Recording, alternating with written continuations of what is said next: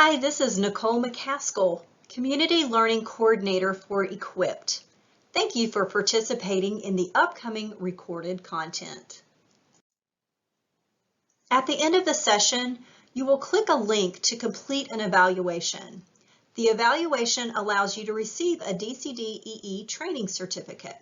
You will be asked to agree to an online learning honor code during the evaluation process.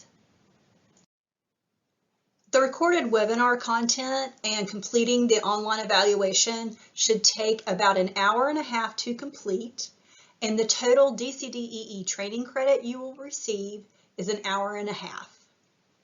Your training certificate will be available to you once you complete the evaluation, and after you submit your evaluation, that certificate will also be in a follow-up email to you that also includes some resources.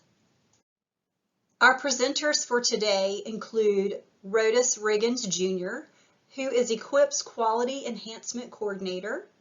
Our other presenter is Tammy Holtzman, who is Equipped's Administrative Assistant and Quality Enhancement Support. This content was originally presented and recorded on September 28, 2021, during a facilitated live webinar. Just a quick review of the content that we explored during Can I Play 2. So we're grateful that you're here, and that's Nicole and Tammy highlighted. If you were not here for the first session, that is perfectly fine because we're going to bridge this content in a variety of different ways. The last time we had an opportunity to reflect on our most favorite place to play, as well as the individuals who perhaps were present in those spaces and the emotional reactions and experiences that you had the honor to engage in. We examined some myths and facts about play. One of those most commonly held myths is that all children know how to play.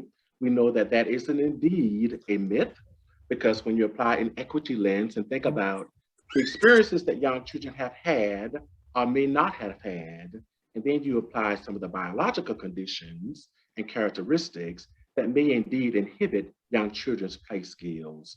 So we know that that is indeed a myth. We had an opportunity to look at some of the aspects that create meaningful, inclusive experiences for young children.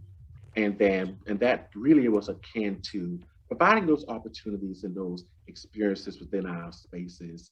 We define play, but we define play based on this state of being, this energy that is associated with play, these characteristics that describe play, such as play being joyful, opportunities to smile, to laugh, and to be self-directed, and what I decide to play and whom I decide to play with.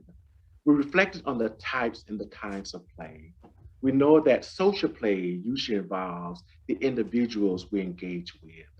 Cognitive play may involve our interactions with various objects as well as materials. And then we began to drill down to think about, play skills in young children with special needs. And we examined the role of both of all of us as facilitators, and then strategies for extending engagement and play. And part of that involved these spirits of inspiration, creating space, and allowing time for engagement, recognizing that the research really reminds us that young children with disabilities or varying ability levels or special needs may actually, in essence, require additional time to engage with peers and their environment as well as materials. So if you were not here for the first session, do not worry, because all of these strategies that we discussed then, many of those strategies are right back in this session as well. So you have not missed the thing, other than another opportunity to gather. And Tammy and I will be sharing all of the PowerPoint slides with you. I think we've already shared the first version, but you will receive this PowerPoint slide as well.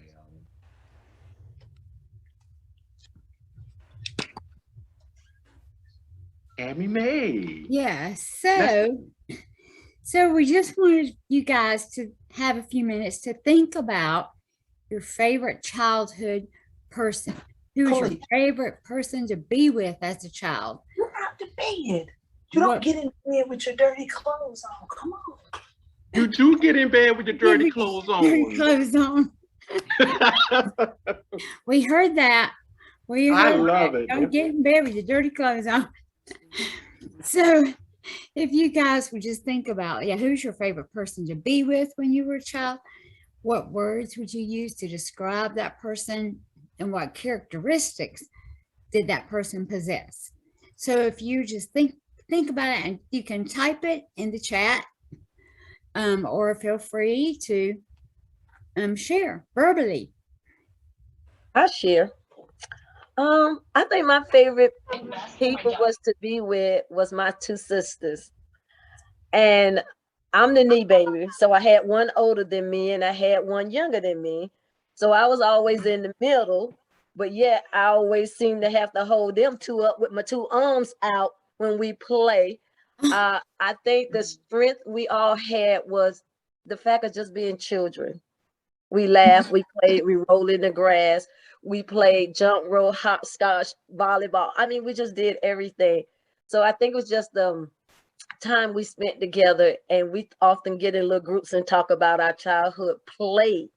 You know, we think about what kids have today, them phones, these plastic things. We had real stuff. We had like sticks, we had rocks. We ran, we stayed out the door. Kids don't go out the door anymore. They just want to stay in the house on these phones or these computers or these tablets. So I think they just miss so much of nature and what it has to offer us for is strengthening our bodies naturally, you know, getting used to the environment. So when they go out there, they can't go out there because it's too hot. They get allergies or whatever because they don't spend enough time out the door. Mhm.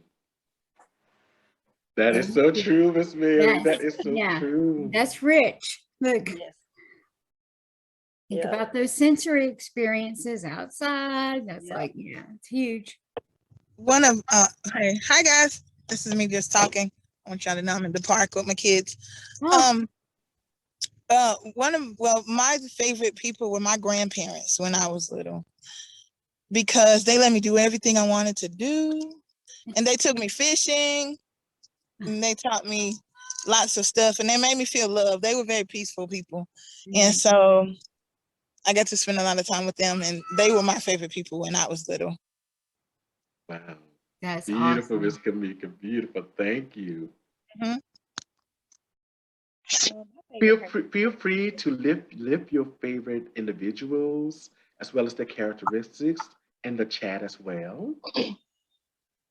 Well, my favorite person was my grandmother because she loved to cook. I can't cook like her. I wish I could, but I just love to be in the kitchen just to watch her cook. Like whatever she cooked, I was the taste tester, and she would always let me do it and get away because I was the firstborn grandchild.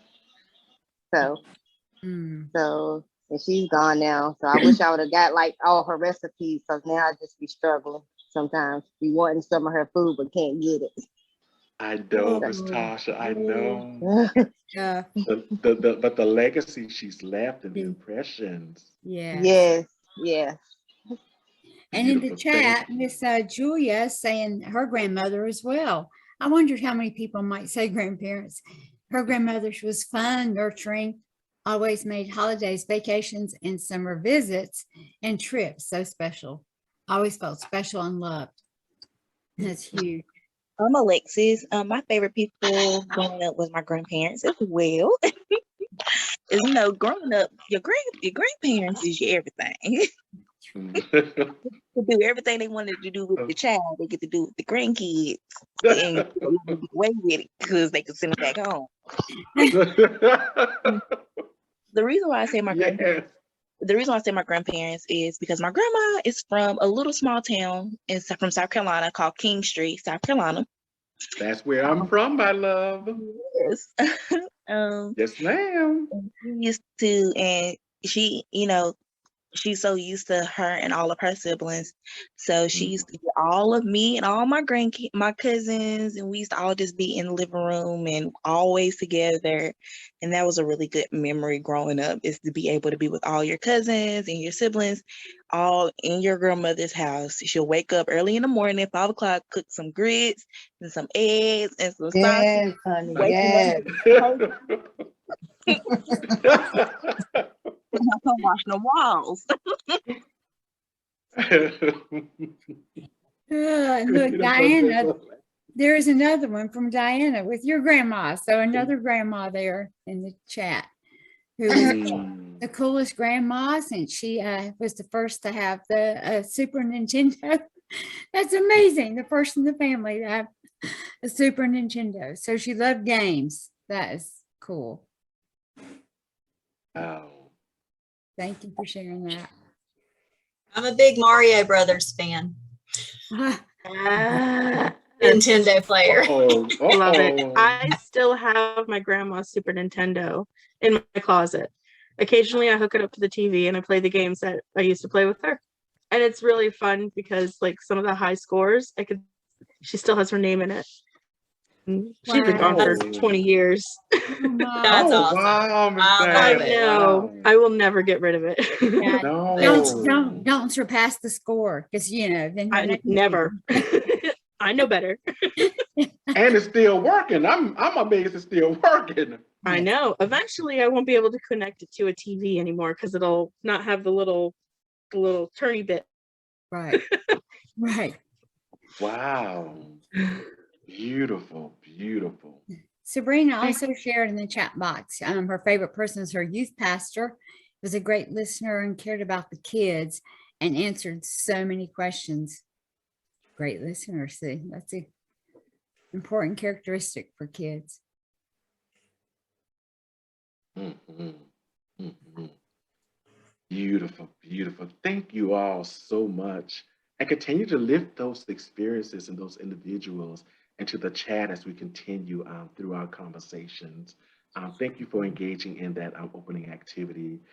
So as you had the opportunity to think about those amazing individuals in your lives and how they made you feel, we hope that if we were to ask our young children this very same questions, we hope that their responses are half as positive and as engaging and as memorable as your responses have been this evening. And that is definitely one of our tasks and key roles, so that our young children, particularly our children with special needs, also have an opportunity to highlight those individuals and those key relationships that have truly influenced and shaped them into their unique needs. So thank you. Thank you. Yeah. He's gonna go back to PowerPoint, y'all. I'm gonna go out and in, so that we can look at each other and be connected. Thank you for doing that. So we're it's nice to see people's faces when we're talking. Mm-hmm. Mm-hmm. So we're going back to the PowerPoint. Back to the PowerPoint for just a second. Talk about tonight's conversations. So we already started off with a great conversation about your favorite childhood people, and I could just keep talking about that for another hour. It's good to see what you guys put in the chat box. It's like, yes, thank you for sharing. Sorry we didn't get to read all of them, but I guess we should move on. So tonight we do want to reflect on inclusion and play skills in children with exceptionalities. We'll spend some time there. So there's a lot of conversations here, which is why I wrote it, said we could have several more sessions. We do want to review strategies to set the stage for inclusion, explore some strategies just to enhance the play skills and the experiences in children with exceptionalities, examine just a few key considerations for engaging families, which you guys talked about in your registration, discuss strategies for supporting young dual language learners with disabilities, another thing you guys mentioned, consider strategies to support children like in between the referral and the evaluation process for children because it takes so long. So considering just some things you can do before, like if a child's not identified yet, and because it takes a while. And then also discover some resources to enhance those play experiences for children with varying ability levels. And we know we won't get through all these conversations, but we also have a lot of resources to send you guys after the Mhm. session. So hopefully Beautiful that'll help. resources. Perfect. Thank you. Thank you, Tammy, man. Thank You're you. welcome. And in addition to the resources that we will be sharing with you after this conversation, you know, Tammy and I and the staff of Equipped are also available to continue supporting you, either individually at the program level and in aspects of supporting young children with special needs as well.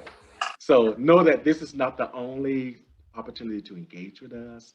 You know, we can just continue these conversations beyond our time together this evening. Tammy and I paid careful attention to your responses as you were signing up to engage in this evening's event.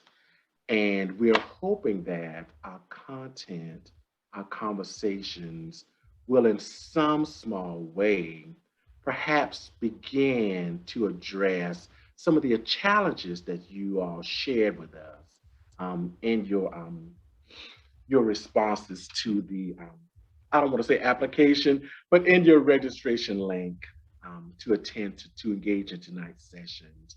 So you had everything in there from a more individualized challenges, such as keeping young children's attentions and varying your certain strategies to support and serve a variety and a wide range of children.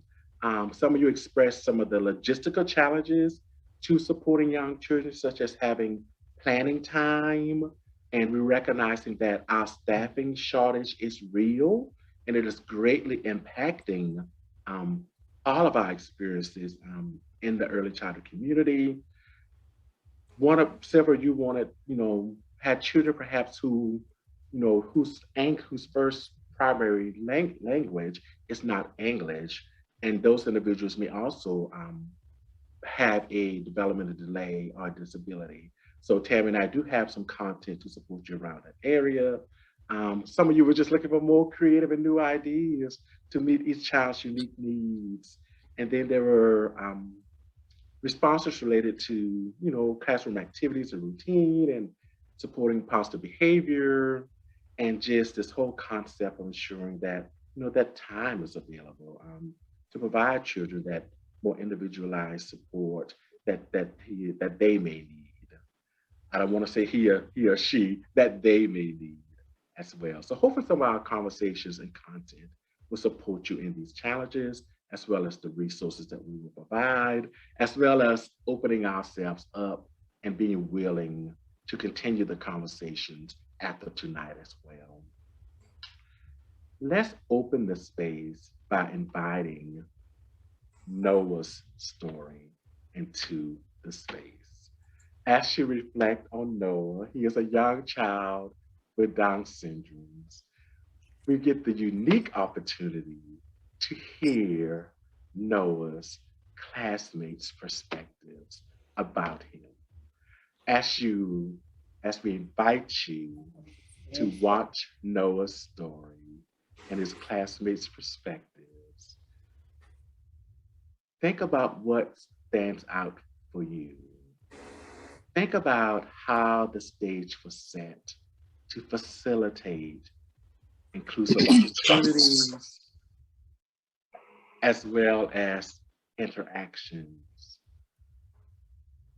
So let's invite Noah and his classmates into the space.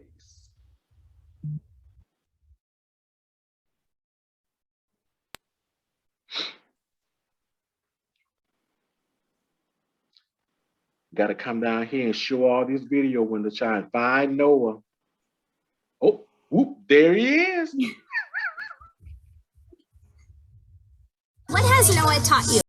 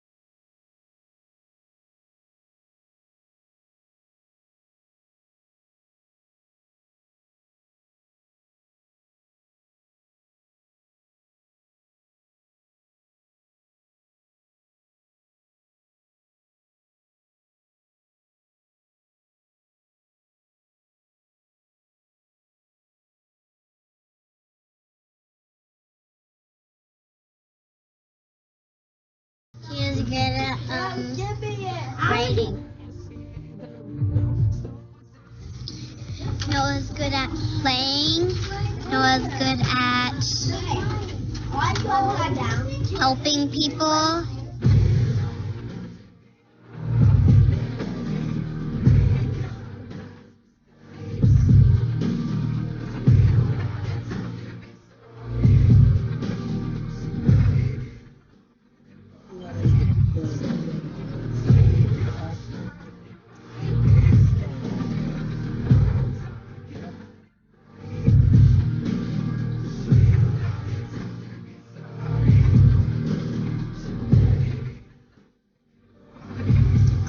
He likes to sing songs.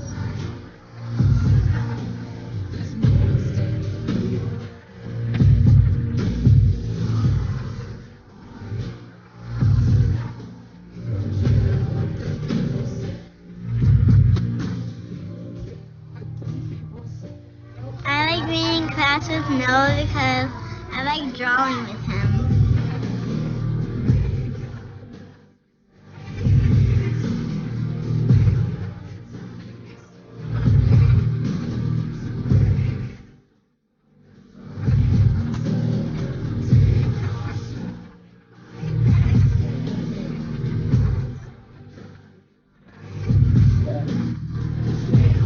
He's good at writing his name. I like to help him. He always makes me laugh.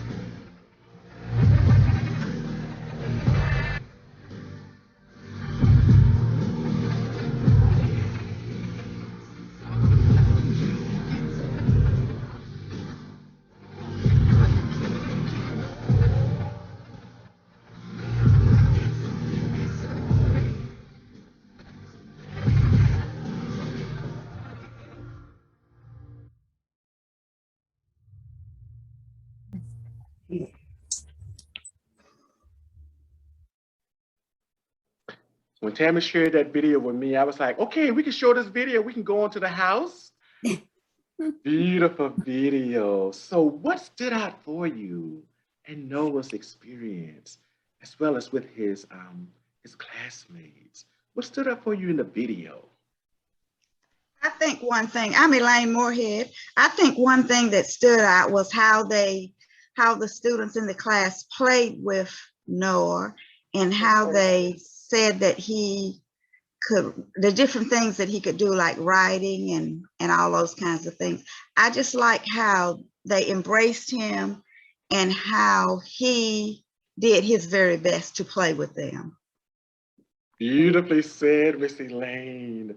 They focus so much on Noah's strengths, his gifts, his possibilities. That's what I was thinking. His strengths, that was one of the things that kind of touched me, was how everybody was like, well, he's really good at, writing his name. Like, they looked for something and they know that he is a unique person, that he is different. But that's the beauty of having children, like an inclusive classroom, because you always find somebody who's very strong at something and the other ones are like, oh, they're really strong at this. And then, you find children who maybe not so strong in that part, put them together, and now you have a wonderful relationship.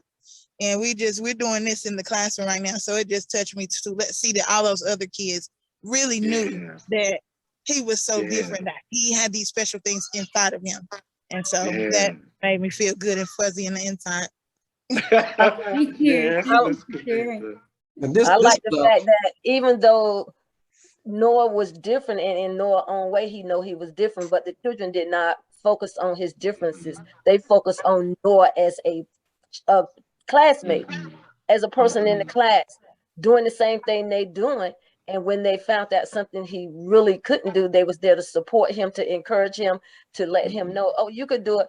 But even with us, what we call normal children still needs that support. So it was almost like he really no different. We know he different, but he really no different than us, because I need support helping me write my name. I need support helping me, hold on a monkey bar. So I love that part of they really did not show no differences in who Noah was, even though they kind of knew it, but you never would have knew it. He was just a normal child in a classroom, even though he is a disability, child, but he was normal. Yeah. Beautiful. What I Miss recognize is that if you didn't know Noah was a Down syndrome child, by their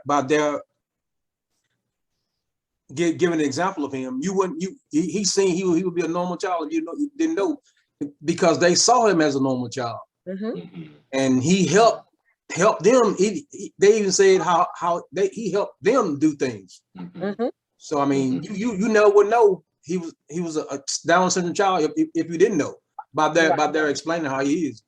So I mean Right. that was a great video. I really enjoyed that video.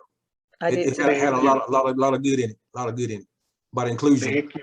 And Thank they you, really Mr. included him and everything.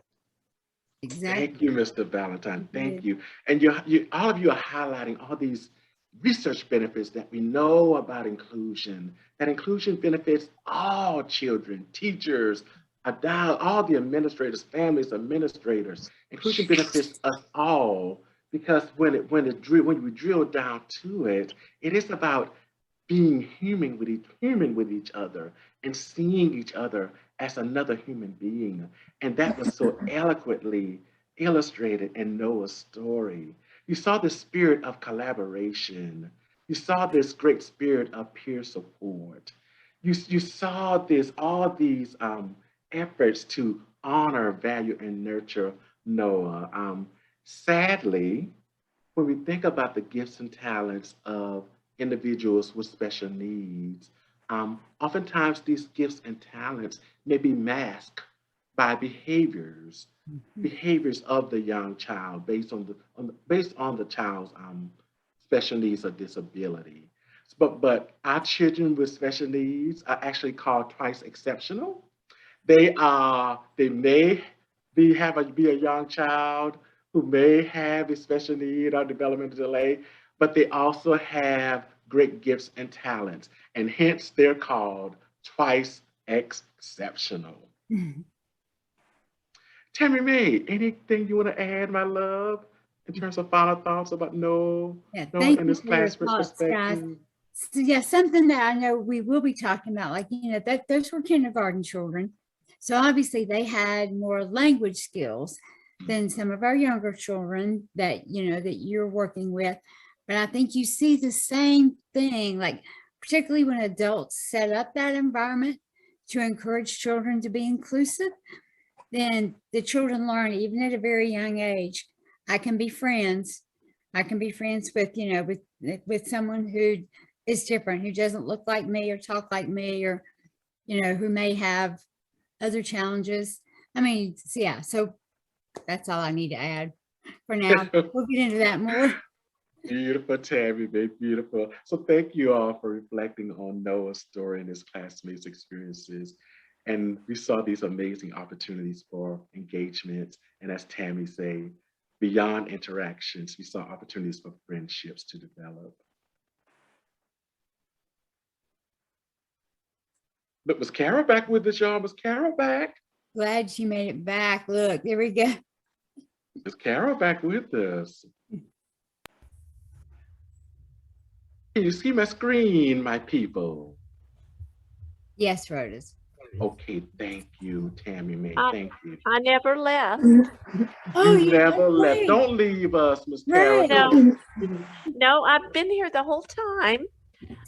You mean, This is multitasking at its best. and you're doing it well. Congratulations. Oh, thank you. You're doing it well. So just as a quick review, recognizing that many of our children may not have the experiences that Noah had in his space. Recognizing that young children with exceptionalities may experience, I don't want to say delay in play skills, but may experience limited opportunities to enhance their play skills. And that's because that may be attributed to some of the characteristics of their primary disability or developmental delay. We know that children with mobility challenges, such as physical delays, may not explore their environment as much due to their limited physical disability. We know that they may not, children with certain types of special needs may not engage in more complex levels of play as well as with materials than their typically developing peers. And we know that based on the young child's disability, even social interactions may be limited due to communication challenges. So I was grateful that some of you wanted more information on supporting young dual language learners who perhaps may have a disability as well. And our children with special needs may actually have less opportunities to play than our typically developing peers. So let's think about some strategies for enhancing play skills in young children with special needs with Miss Tammy. Yeah, let's so there are so many resources out there, but sometimes it's hard to find them or to know where to find them. So like I said earlier, we'll be sending you some, but some of those things, some of the resources will include how can you enhance play skills? How can you facilitate for children who may have differences, and sometimes children who are typically developing, they may need the facilitation and the invitation to engage. So you may need to make environmental modifications, like your classroom may need to be arranged in a way that will help a child with a disability if they have trouble with mobility. But there's also for other children, just considering the ease of movement and access. You just have to consider how can you make your environment more adaptable for children. You can think about your social environment. It's important to have appropriate play materials for them to engage with, to kind of have children, like sometimes you may have a child who will get along with another child, and you may intentionally like to group them together. Or you may have a group of like 3 children that they may be able to help the child that has a communication challenge or disability just because of the way they interact. So you might want to purposely group them. And then of course, adults have to facilitate all of that that's going on.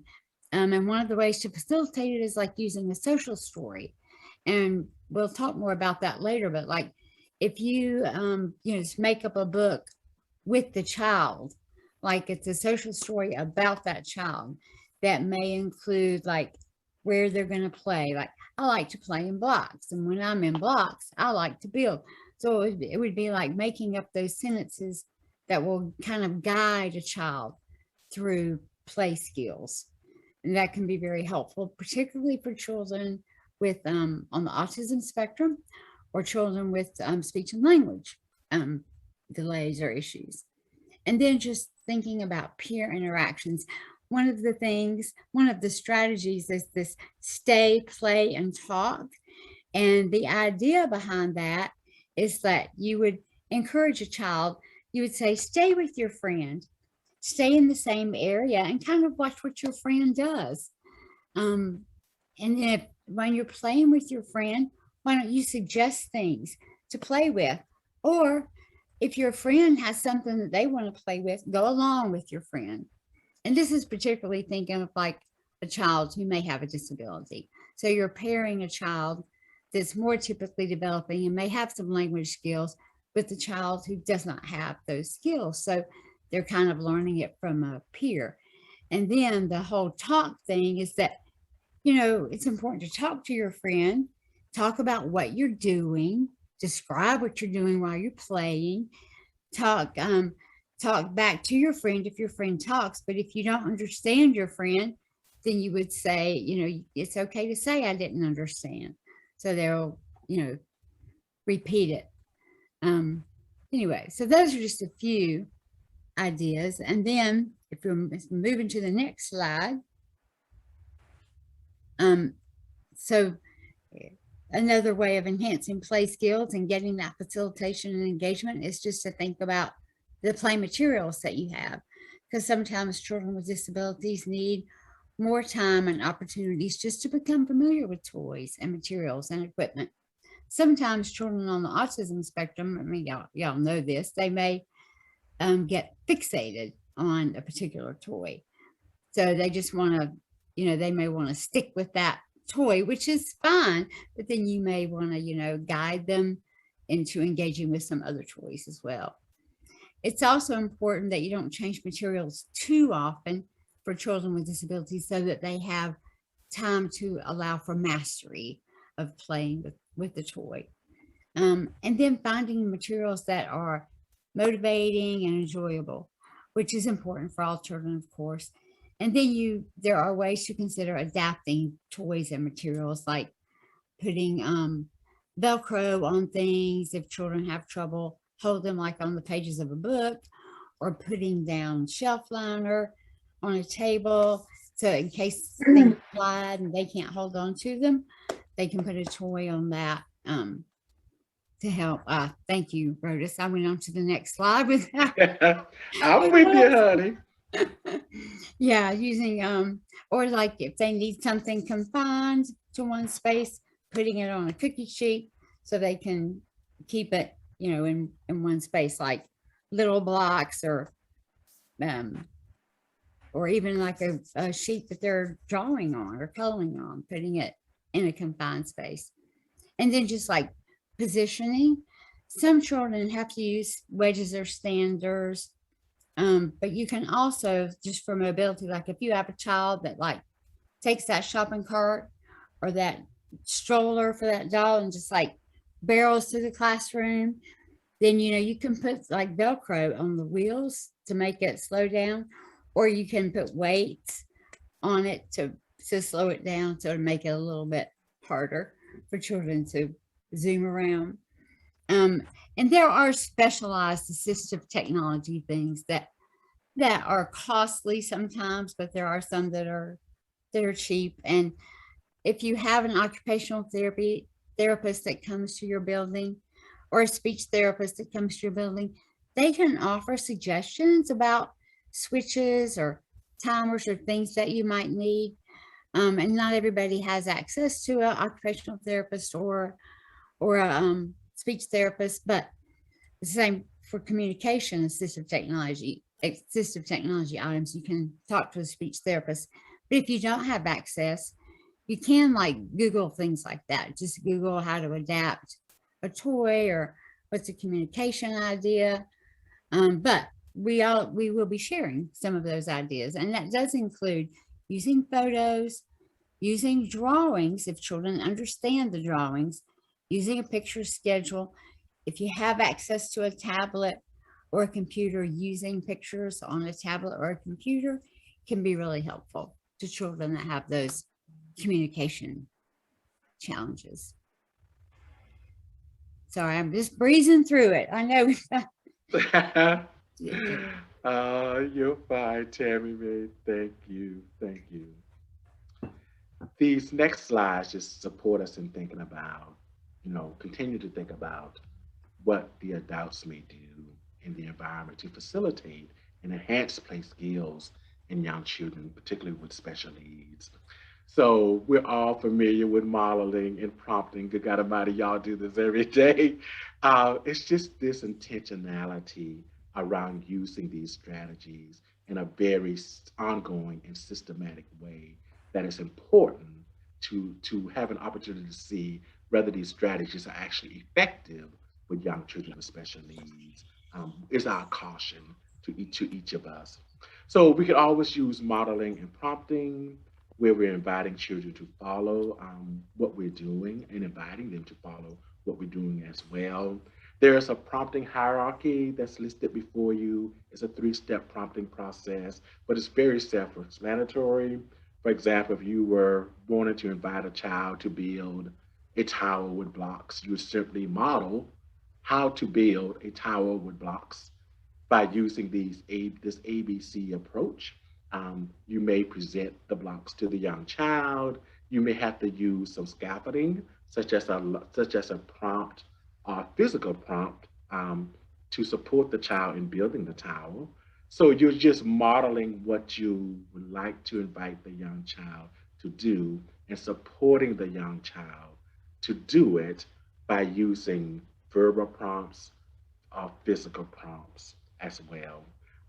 We know that floor time is a very healthy part of development, particularly in our infants, but even floor time is appropriate for our preschoolers, particularly with special needs. So just making intentional use of those interactions in those time during floor time is important as well. Other strategies that Tam and I would like to share, I think we touched on this briefly the last time, is the use of playbooks and play scripts. As Tammy alluded to, these are similar to our social stories that we may use with young children, our scripted stories that we may use with young children as well. Playbooks and play scripts provide an opportunity to support modeling as well, and provide opportunities for children to imitate and copy some of the actions as well. So you use playbooks and play scripts to show children the sequence of play activities. In order for play scripts and play books to be effective, the young child must have the ability to follow, to engage, to attend, and to imitate your actions. You will have information on playbooks and play scripts in your resources. You actually will have a variety of different playbooks and play scripts that you can use to support young children doing routines and activities in various spaces. The differences between playbooks and play scripts is that a playbook perhaps only uses pictures. Pictures, for example, as illustrated here, stacking Legos, coloring a picture, but it can be any activity that you want to invite the young child to engage in. Play script uses both pictures and words. Naturally, the developmental levels of the young child is going to play a critical role in determining which of these prompts you're using. And then based on the child's developmental levels, our play scripts may actually be shorter or they may be longer based on the child's current skills. So playbooks and play scripts have been very helpful to support and enhance play skills in young children as well. Okay, Tam and I are just throwing this content at you. So we're gonna pause for a second to see, are there any comments or reactions to anything, any strategies that we have discussed thus far? And is there anything that may be similar that you're currently doing to support young children with special needs, or all children in your spaces?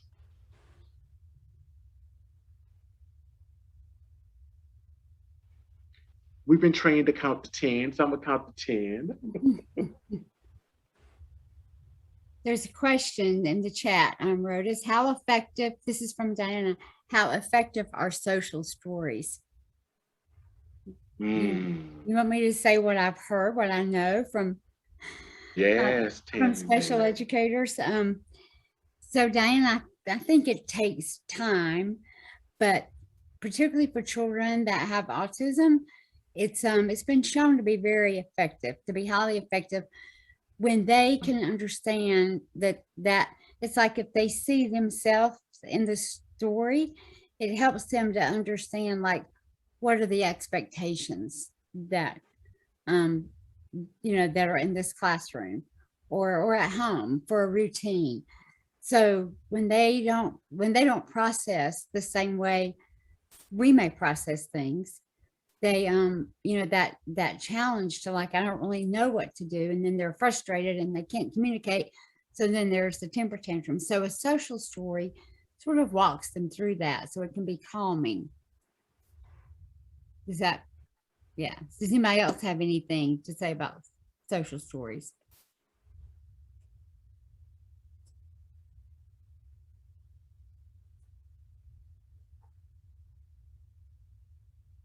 They definitely have been effective to support young children to become more aware of the routines, the expectations, and extending those levels of engagement. So I have a child who she's learned the rote like back and forth of a conversation to the point where if you ask her, how are you? She will always say good, no matter what. But she has trouble answering open-ended questions like, what did you do today? What was your favorite part of the day? Things like that. And so I have a whole collection of social stories that my director gave to me. And I read one while they're getting lunch ready. And it changes. It's like sometimes it's take turns. It's, you know, I can listen. I feel good about myself. All sorts of different things. But it's just going over her head every time. Yeah. So, you know, she may not yet have those language skills developed to understand it. So it could just take time. But is she on the autism spectrum or speech language delay or?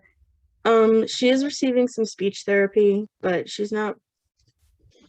It doesn't sound like she needs it based on her articulation. She was born addicted, and there's issue with her frontal lobe. So okay, I guess because it's a physical issue in her brain, it's always, I don't know how to work with that. Yeah, right. You have some other factors at play. Yes.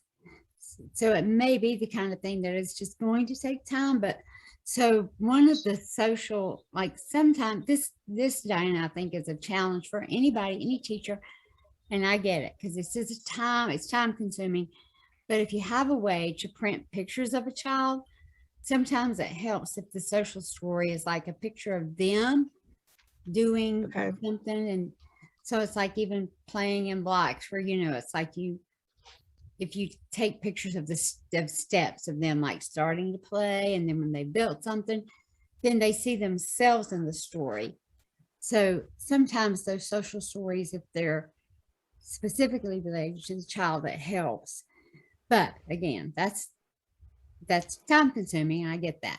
Or even if, you know, sometimes you can do it just verbally with a phone.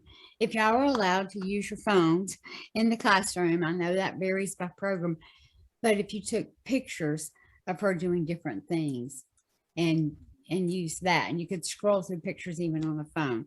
The hard thing with that is I know some children then want the phone, they want to take the phone. So, you know, sometimes you just have to figure out what's going to work the best. It's always trial and error, right? Exactly. Yes, Exactly. ma'am. Okay, I have a question. Like, will this help? I have a little boy in my class. We know there's speech. He does have a speech delay. He's 2. He's been getting speech. I want to say, but to be honest, I don't know because I had to ask the parents about it, and I was concerned. Like, he's 2 and he's not talking to where we can understand. And she's like, "Oh yeah, he gets speech on a Wednesday morning at home." But I feel there's more there. I don't know if it's ADHD or autism, because it's like me and my co-teacher, we have to repeat rules, like stuff that he was doing, like when he was in the toddler room with me. Now he's in the tube. Like he would go to the sink, wash his hands. Now it's like, put your hand in the sink, wash your hands. We pretty much have to do it for him. So will this help, or should I mention it to the parents about my concern? What should I do? Yeah, it's hard. Are you currently using any visual cues and strategies with him, Ms. Yes. Tasha, now? Okay, Yes. good. And does he respond to visual prompts and cues? Not really. Not really. I mean, not really. Well, the good thing is you've already talked with the parents, like they've already shared that he gets speech therapy. So, and you just were wondering if you should mention that, you know, there's still the issue going on, or you're wondering if there's more going on. Right. Yeah, if there's more, I'm not sure. Yeah. Because I mean, I had him with me in the toddler room, and like he's 2 now, and he's still not.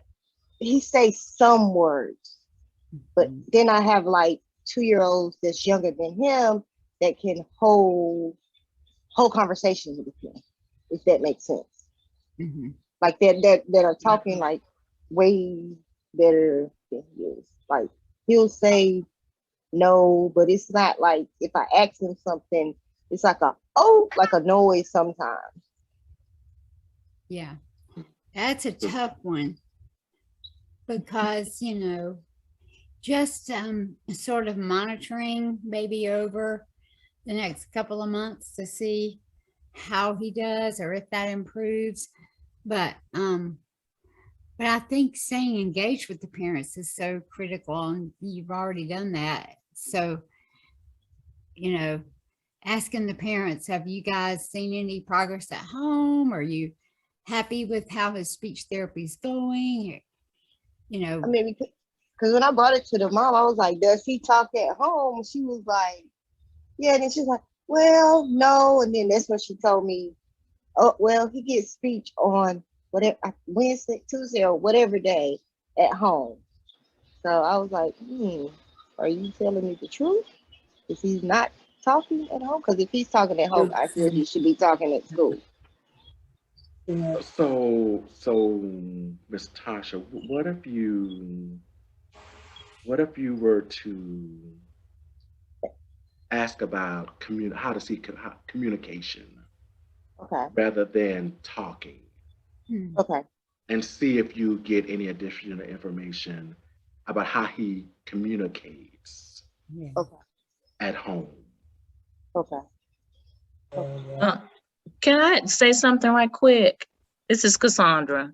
Yeah, hi, Cassandra. Hey, I had a child that was doing that also, and he wanted to talk. I could tell that he wanted to talk, but it wasn't coming out clearly. It was just kind of mumbled a lot.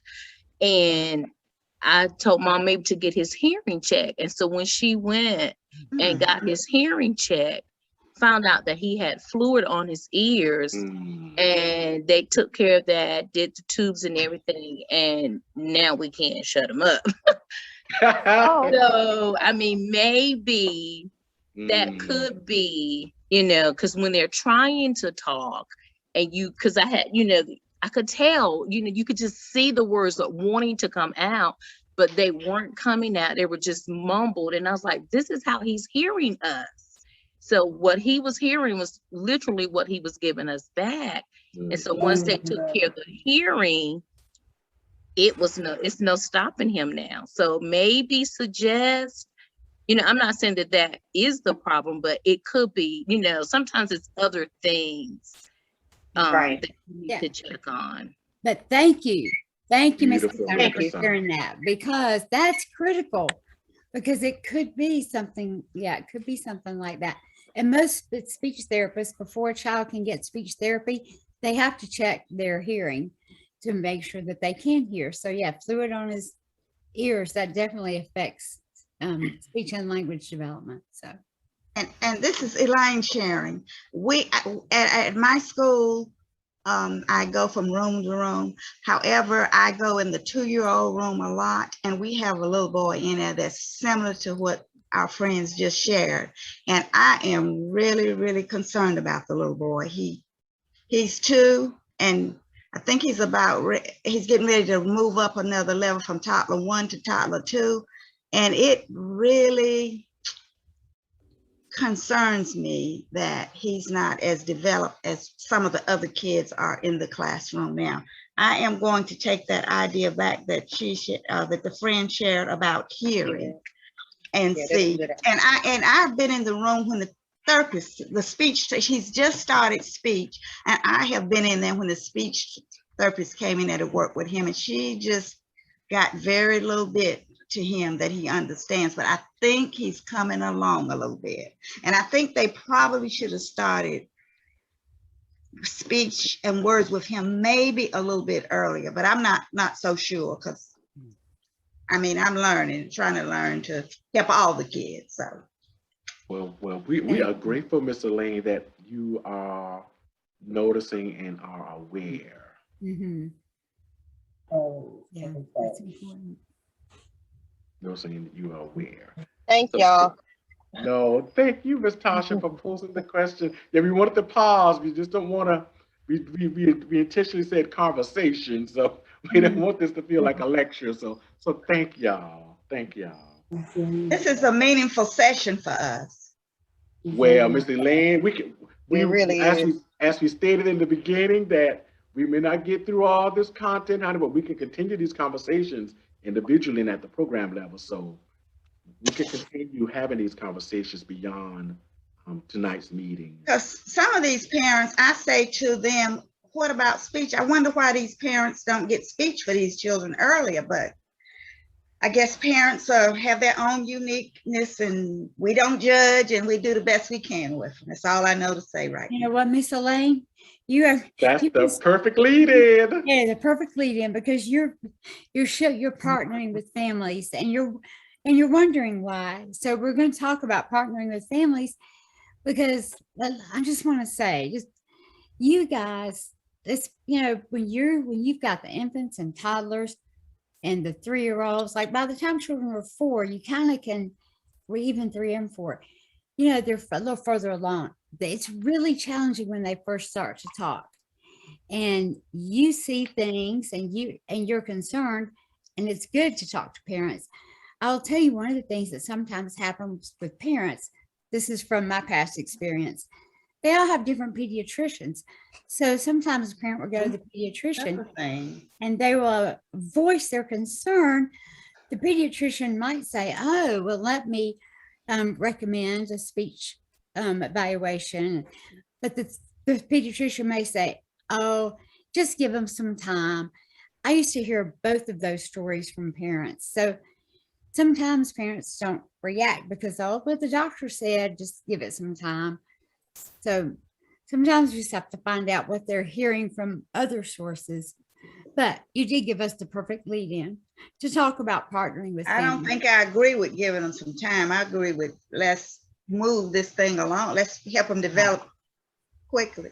Right. But now, and I want to share one little thing. We have a little girl in our classroom that's 2 years old and just as smart as a whip. And her mom does not want her to move up to the next level, which would be toddler 2. She is almost 3, I think, or 2.5 or something. And she still got her in the toddler 1 room. And I don't necessarily agree with that, because I don't think she's getting the growth and development that she should with that level of kids. But her mom doesn't believe that anybody else can teach her but that one class, one teacher, or that one grade.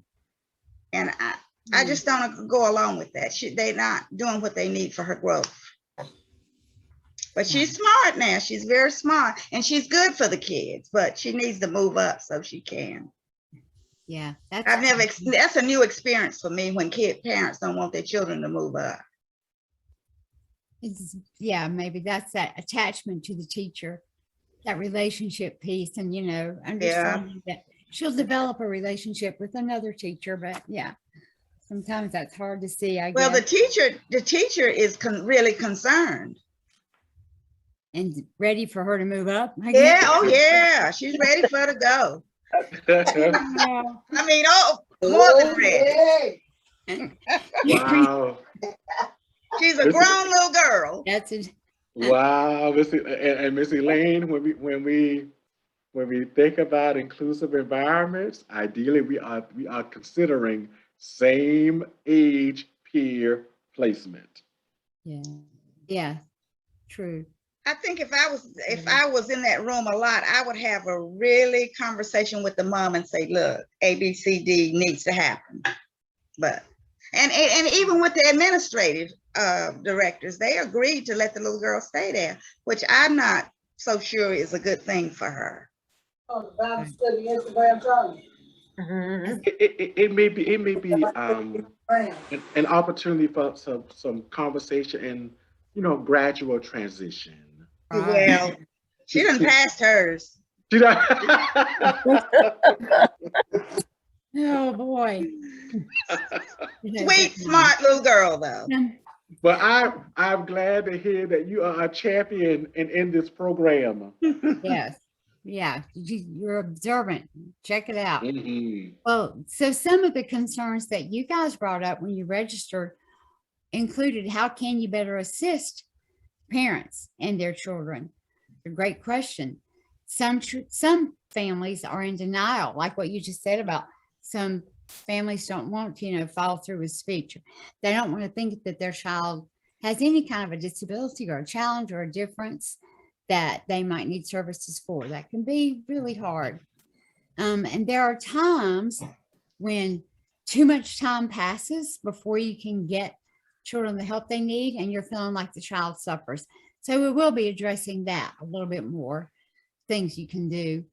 And then just communicating effectively with parents without them feeling like you're singling their child out, as well as not to make them feel alone. I love that somebody put that in the registration. It's yes, that's really important that that you be able to communicate without parents thinking, oh no, you're just picking on my child. So this is the perfect lead in to see another video. And this is Samantha's story. And while you're watching this one, if you just will reflect on Samantha's and her family's strengths, including their hopes and desires. And then also just think about the supports that were utilized to engage Samantha and her family in this process. So I think y'all love this one like you did the last one. This is Samantha. Yes. Thank you, Rodas. Rodas is good getting us all set up here. Sometimes if you can see where he put the stuff, it's so small when you go back in. Yeah. Let me see if I can find Samantha. She's hiding in there. She's hiding in all these little planes and windows that are open here. Here's Samantha.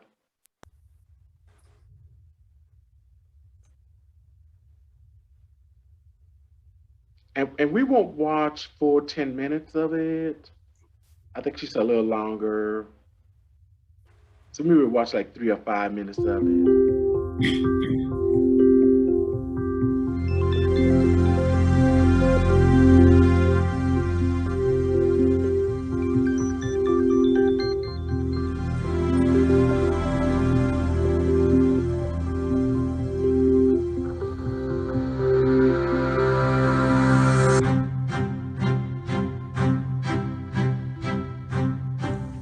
Yo quiero lo mejor para ella.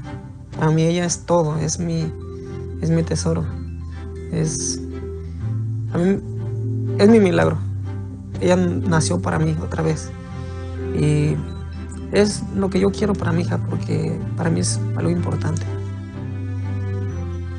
Samantha estaba desde los 18 meses con Head Start, pero ha salido adelante con todas las metas que se le han puesto. Realmente estoy agradecido con todos en el programa, con todas las maestras que ella ha tenido, porque me le han tenido mucha paciencia y me le tienen paciencia. I met Samantha in the early Head Start classroom. Samantha was a joy. She was this dancer, this really energetic little person who made you forget that she had a disability. Samantha came into the preschool classroom and won over the entire classroom. The children saw Samantha as a peer, as an equal, as someone they could play with and be with. We color together, and we paint together, and we play together, and we play with her. Samantha, my friend. She plays. Samantha's my friend. And she plays with me. Samantha, my friend. And what do you do with your friend? I play for her. Housekeeping. What about when we turn the music on? She dances. She loves to dance.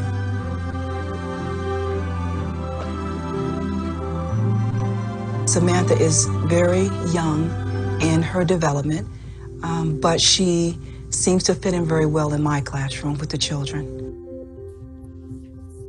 Y es lo único. Y es lo que yo siempre me he propuesto, nunca salir adelante, nunca irme hacia atrás. Y es lo que yo quiero para mi hija, lo mejor lo mejor, hasta donde yo pueda ayudarle.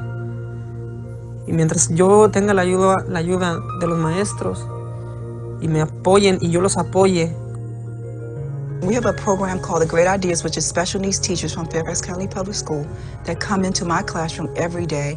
They work with Samantha, and what they usually do, we set up before they come in or after. What are you working on today? Samantha may be working on building her fine motor skills or language, and they'll tell me these things. So Samantha is a part of the small group, large group. What has made this work is because we all realize that it's not about me, it's not about the process, it's about Samantha. And I think we all agree on that. It's about what is best for her and what environment is going to be most beneficial for her to make the most progress. The dad was very, very involved and, knew what was right for his child. And they're a family that are great advocates for their child. And so it's always good to see that. Para mí ella, desde que ella nació, fue una alegría para mí. Y por eso mucho yo les digo, es que ustedes no saben lo que yo siento por mi hija. Y respecto a, yo estoy feliz con las maestras porque nosotros los mexicanos decimos a tiras y a tirones, o sea, puchándola, pero no tratándola de puchar. One of his main concerns, he said it to me the first day we met, I want her in a place where she's going to be challenged, a place where she's going to be able to learn and progress at her rate for what's comfortable for her, for what's developmentally appropriate for her. She's extremely fortunate to be in a classroom with Myra O'Leary, who has, since the very beginning, runs a very structured classroom, runs a very visual classroom, and Samantha learns by visual. She's much more confident, she's much more interactive, she's much more of a participant when you have that visual support. She's got pictures of, not just Samantha, of every child in that room doing different activities, and she uses those pictures as her daily schedule, and it was a natural kind of flow for her. We're at a point right now where she has turned 5 and she is transitioning to the public school system. And I've been trying to arrange observations from different schools, for base school primarily. But specialists, preschool resource specialists, inclusion specialists have come to observe her. We're coming to the end of that. My goal is to get as much information from different people in different disciplines to be able to provide the family with enough information to assist in making the proper decision come the time to make those placement decisions during the IEP.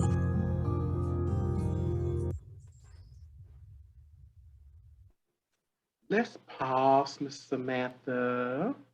Right there, you will have access to all of these videos and many other videos that you can review and actually use in your own professional development and to share with your colleagues as well. So you will have access to all of these videos when we share the PowerPoint with you. We wanted to lift Ms. Samantha into the space so that we can really bring in the male perspectives. Oftentimes, the male perspectives and the father's hopes and desires are often limited. Our father's voices are not lifted as readily as mothers' voices, particularly when supporting children with special needs. So we really wanted to lift Samantha's father's, his hopes and his dreams, his desires for Samantha into the space this evening as well. We're recognizing that our time is drawing to an end. So what I would like to do is do a little foreshadowing, Ms. Tammy, if that is okay, of the remaining content that's in your PowerPoint. We can always set up Can I Play 3 to continue this conversation as well. But just want to give you some highlights of the remaining PowerPoint slides so that when you receive these PowerPoint slides, that you can continue to dive deeper into this content and into these conversations. And as we shared earlier, all of us at Equip are available to continue engaging in these conversations with you as well as providing individual supports through technical assistance. So know that we are still here. We're still here. So when you receive the PowerPoint slide, you will have many additional strategies for lifting the family voices and experiences. Here are some direct quotes that was taken from a research project. This research project actually was in Greece, but yet these reactions and these experiences, and these are mothers' voices, they may very well apply to our families' experiences with individuals as well as in our systems today. Like I love the one that says, I want them to look at the whole child, appreciate that the child's disability is only one aspect of his or her identity.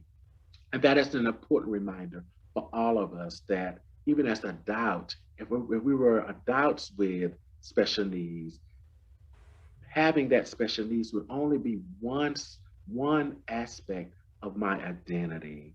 You have a family voices video that really highlights the family's experiences, recognizing that our families experience a range of emotion, everything from denial to happiness to joy with their young child or their children with special needs.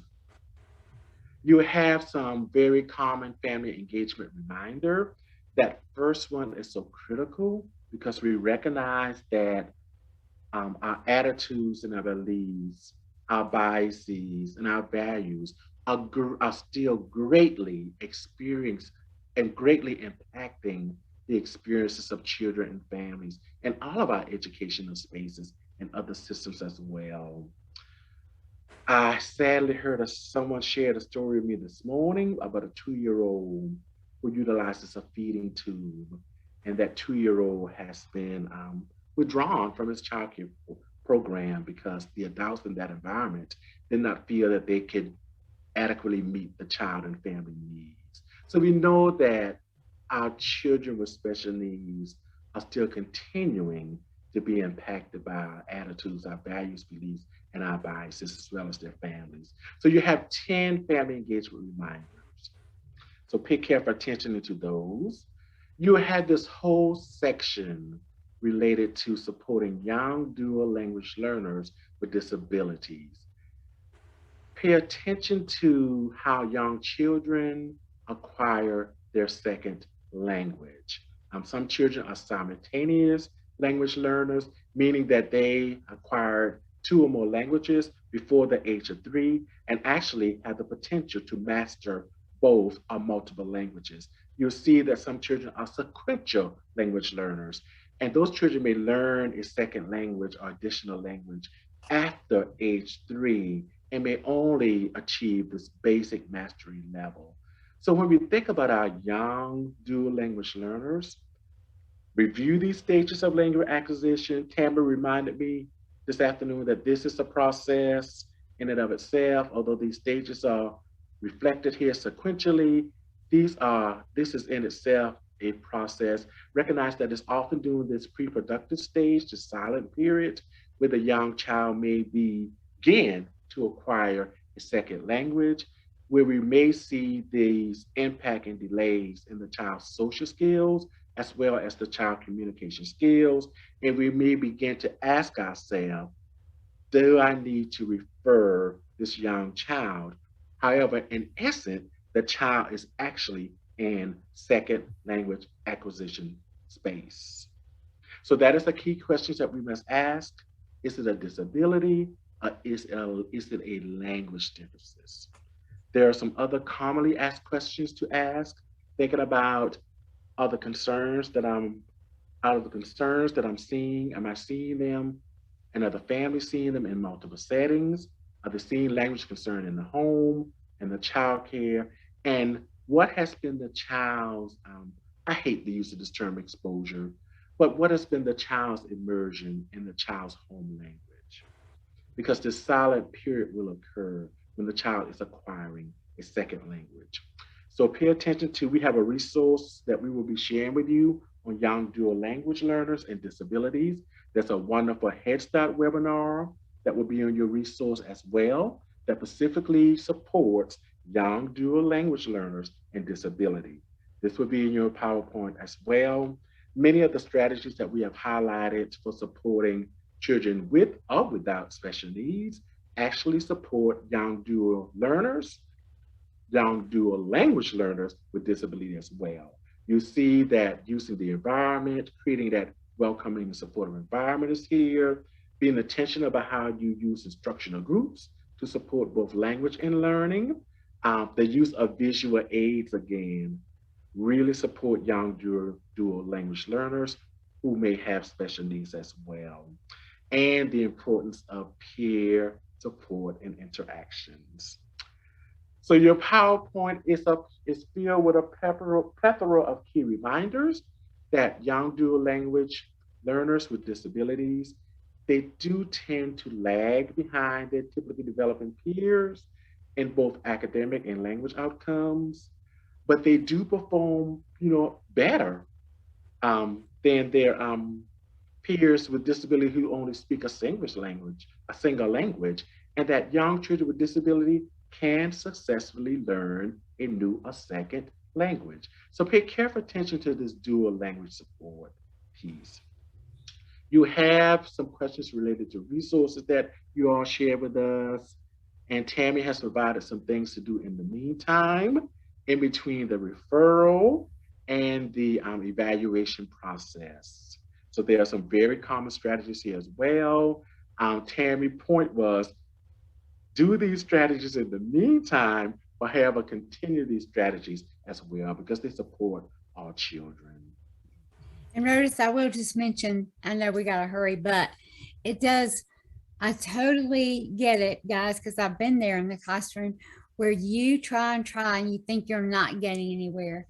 But sometimes when you just keep at it and, do the same, if the same strategy over and over isn't working, well, then you gotta figure out another strategy. But don't just give up after a couple of days. If you can kind of keep using the same strategy for 2 weeks to a month, and hopefully you'll start to see a little bit of change. And even if you don't see it now, I'm telling you, laying the foundation. You guys have that critical part with these young children. You are laying the foundation. They're going to see it later. You may not get to see it, but somebody's going to see it. They'll see what you've done. So, okay. Thank you, Tammy Mee. Beautifully said. Beautifully said.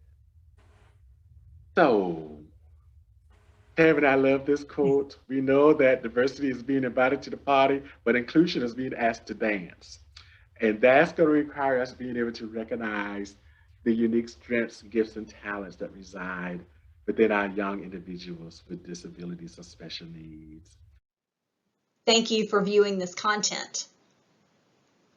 You can now press the blue arrow, which allows you to complete a few more questions for the evaluation part of this session. Once you are finished with those questions and press the final blue arrow, your DCDEE training certificate should appear. At that point, we encourage you to right-click and save the certificate if you're using a PC or laptop, or you can also screenshot it if you're using a tablet or phone. Once you have submitted the evaluation, you will receive a confirmation email from us, and your certificate will also be in that email. Of course, if there are any challenges along the way with technology, do not hesitate to reach out to us at equipped@uncg.edu. You can email us and we will respond back and give you the certificate if needed. Thank you again. Thank you for viewing this recorded content from Equipped. We encourage you to visit our website at equipped.info to learn more about how Equipped supports and encourages early childhood professionals in Guilford County. Thank you.